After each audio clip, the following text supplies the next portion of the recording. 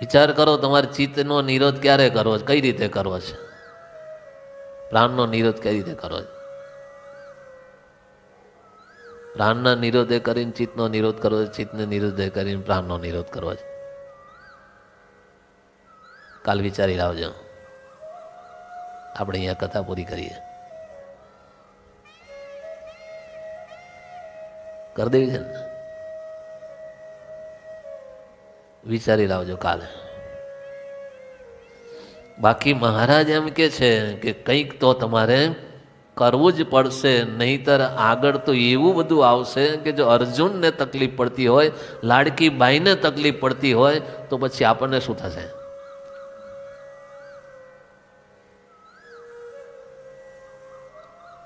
કાલ વાત કરી હતી કે આનંદાનંદ સ્વામી ચારે બાજુથી વાઘાયા, પણ એમને વિચાર હતો સારું જે કરશે ભગવાનની ઈચ્છા છે. આપણને એવો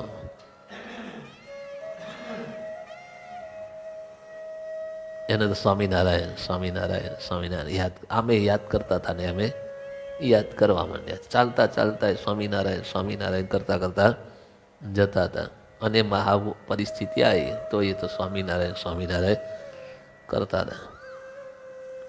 પણ વિચાર આવ્યો કે હારું જે હશે મહારાજની ઈચ્છા. ઉભા રહી ગયા તો વાઘે શું કર્યું? ઠીક નજીક આયા કે ન આયા? ધડક નહીં લાગી હોય?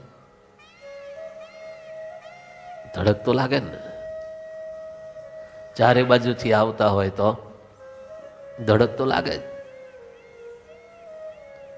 પણ તોય પછી એમ થાય મારો જે મહારાજ એના ઉપયોગમાં આવવાનો હશે, દેહ ખાઈને રાજી થાય. સ્વામિનારાયણ આપણે તો ભગવાનને યાદ કરો, ભગવાનને યાદ કર્યા કરતા હતા. તો પેલો આડોટીને દંડવટ કરીને પ્રદક્ષિણા કરીને પગ ચાટીને જતો રહ્યો. પછી 2 મહિના પછી મહારાજ પાસે પહોંચ્યા. મહારાજે પૂછ્યું, સ્વામી તબિયત પાણી કેવી છે? સારો. સત્સંગ કેવો થયો? સારો.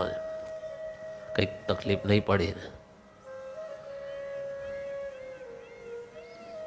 ત્યારે આનંદાનંદ સ્વામી કે મહારાજ એક ઉપાધિ આવી હતી, પણ મહારાજ તમારી દયાથી ખબર ન પડી, જતી રહી, ટળી ગઈ.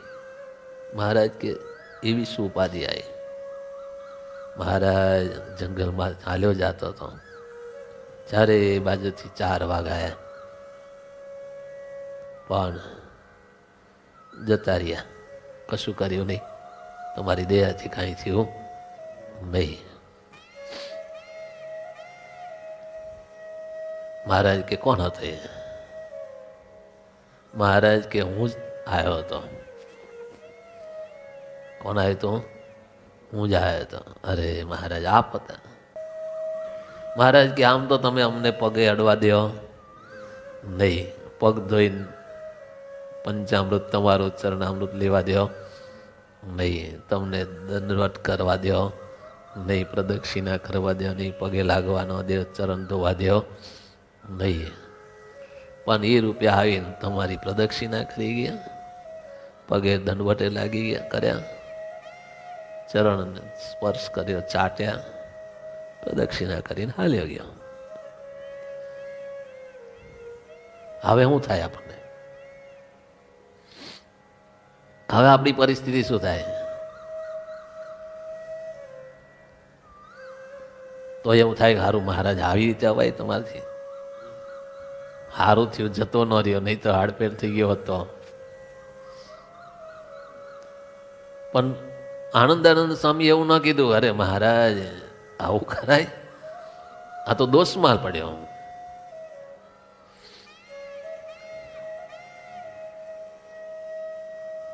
પણ એ સમયે જો ચિત્તનો નિરોધ ન કર્યો હોય તો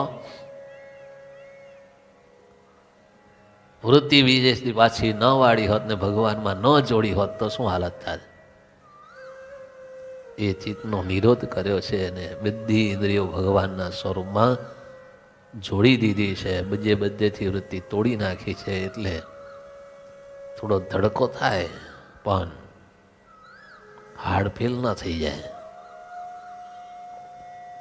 આપણે હાડફેલ થઈ જઈએ. એને ચિત્તનો નિરોધ કર્યો છે, એટલે એને ભગવાનમાં વૃત્તિઓ જોડી છે. એટલે મહારાજ આપણને સમજાવે છે કે ભગવાનના ભક્તોએ આવો વિચાર કરી અને ભગવાનના સ્વરૂપમાં પોતાની વૃત્તિ જોડાઈને એવું કાર્ય કરો.